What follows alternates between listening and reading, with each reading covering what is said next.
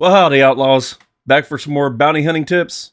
If you haven't seen my bounty hunting basics video, I'm assuming you are already an experienced bounty hunter. If so, let's go. If not, then dang Ferric, what the hell are you doing here? You trying to get yourself killed? Go learn the basics, get some blaster scoring on your armor, then come back to this guide. The last time we discussed the basics needed to hunt your first mark. Now, we will go into the advanced techniques and builds required to easily take on extremely dangerous hunts. Starting with expertise. Alright, Outlaws, we're going to discuss some expertise for some advanced bounty hunting, and we're just going to get right into it with marksmanship being the most important thing you want to do for your first 4 points bought into this tree of bounty specialization. It's more important than evasion, pain tolerance, which is your constitution, or your endurance for your stamina.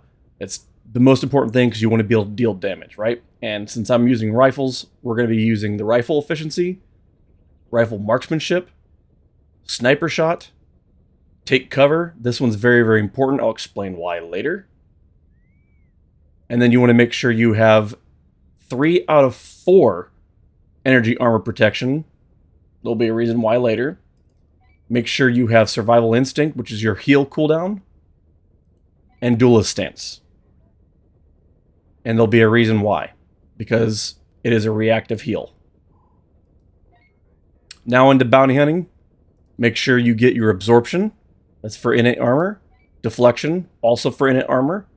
And shields. You'll need to buy some more points to get down here to shields. So to do that, you want intense assault because you want to be able to deal damage with assault. Rapid assault because you want a fast cooldown. And speaking of fast cooldown, enduring assault, which can basically give you some free shots. It allows you to stack up as much damage as you possibly can, which as a rifle person potentially using the 5-piece enforcer set, remember how inefficient rifles can be sometimes when using the enforcer set. The way around that is to use intense assault, rapid assault with enduring assault, and then between cooldowns of sniper shot, you can actually deal the most damage possible. Then you want to make sure you have return fire, because again, with the enforcer set, return fire is very useful. It's a very, very good retaliatory buff. Now, something you may notice, the expertise builder on the SWG Legends website is not up to date, because to get fumble and prescience, which are both very critical to have in your build, you need to have antagonize, according to the builder on SWG Legends website. You do not need to have that. So you can just go right in getting fumble and prescience. Again, make sure you get your shields. Then you go over here to your ambush tree. You want swift ambush. You want fast cooldowns on this so you can stack up and maintain your stacks of armor break. Speaking of which, you want advanced ambush. It extends the line of ambush special attacks that increase critical chance and lowers the target armor rating by applying the armor break debuff. Remember, even though you're going to be getting the advanced ambush line, you do not need to have more than ambush mark 3 on there, because you don't want to waste action on something that gives you very, very little damage increase. So go with the lower action cost ambush because you're just trying to stack armor breaks. Speaking of which, advanced armor break. It doubles the armor break effect of advanced ambush as well as increase the bounty hunter's chance to score a critical hit, that's important, with an ambush line of attacks. Then move over to the last tree, get cruelty. You can use it if you need to. I don't always need to use it.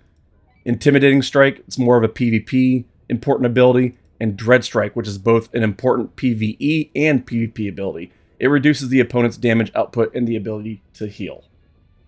And that is your expertise that you need for some advanced bounty hunting. Next, you'll likely want a combat droid as a safety buffer. Every edge you can give yourself for additional DPS is good to have.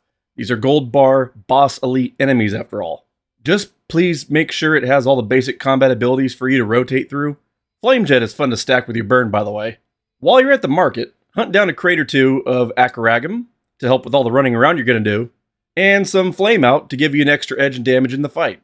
Then, if you can afford them, get a nice stack of clothing, armor, and weapon power-ups. Rifle damage is good to have. Got your droid? Got your stuff? Good. Let's move on. Mustafar buff items. Get them. These quests are pretty easy to complete. There's no reason to not have them completed. Heroic 5-piece sets. This is where the purpose of your build comes into play. While Flawless is good for spiky alpha DPS with rifles, Enforcer is a good all-purpose set that works with any ranged weapon type, even rifles. The benefits to return fire and assault action cost and speed cannot be overstated. If you haven't been running heroics or you can't afford buying a 5-piece set, don't worry. You can work on it while you buff your character above and beyond what you need. Speaking of buffs, stop by your local cantina and feast your eyes and ears on your hardworking entertainers. Channel that dopamine fix into energy armor protection, action cost reduction, critical hit chance, and critical hit defense. There was a time where second chance was recommended, but it's not as valuable against extremely dangerous marks as critical hit defense. Second chance heals won't be enough to bounce back from a big crit hit from one of these marks, so just stick with energy, ACR, crit chance, and crit redux. Next, go find your local medic and pop a squat in their chair. Get vaccinated, get stimmed, get boofed. Now comes your next option. Out in front of many starports, you may see a number of AFK officers dumping buff crates. If you don't yet have the Mustafar buff items or a 5-piece Enforcer set, I cannot stress enough how important it is to have a stack of tactical stims and healing stims. The latter especially will help add an extra layer of action-free healing that you will need to manage your health while juggling between your abilities.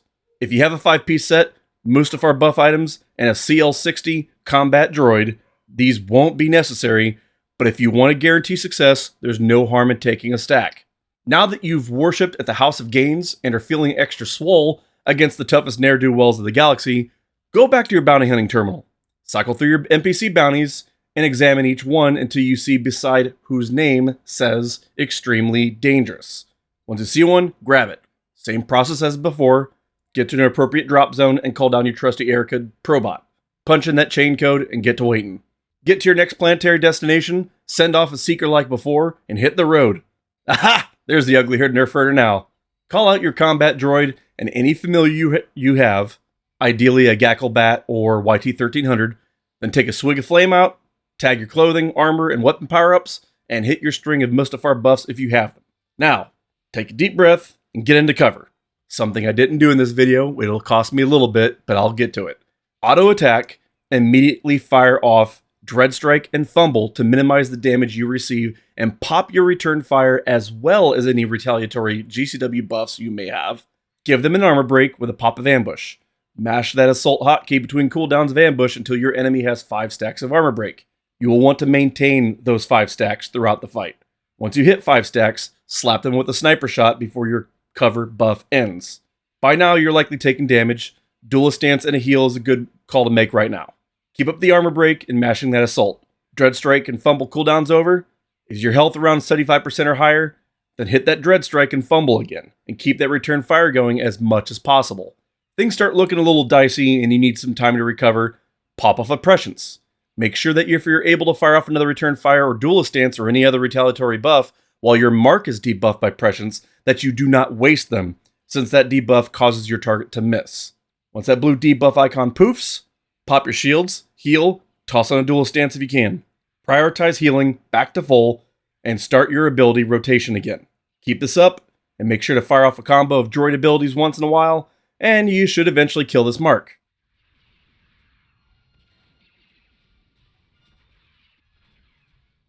Loot! Lots of good things can drop from extremely dangerous marks. Smuggler slicing items like delicate trigger assemblies, and recently added crafting enhancements like appearance or element damage bonuses are extremely valuable items that can drop from these marks. If they're unneeded for your existing arsenal, they'll yield significant revenue on the open market. Your odds of acquiring additional bounty hunter armor schematics are greatly increased against these marks as well, and they too are an easy and common source of income. Don't forget about statted armor and clothing that drops too.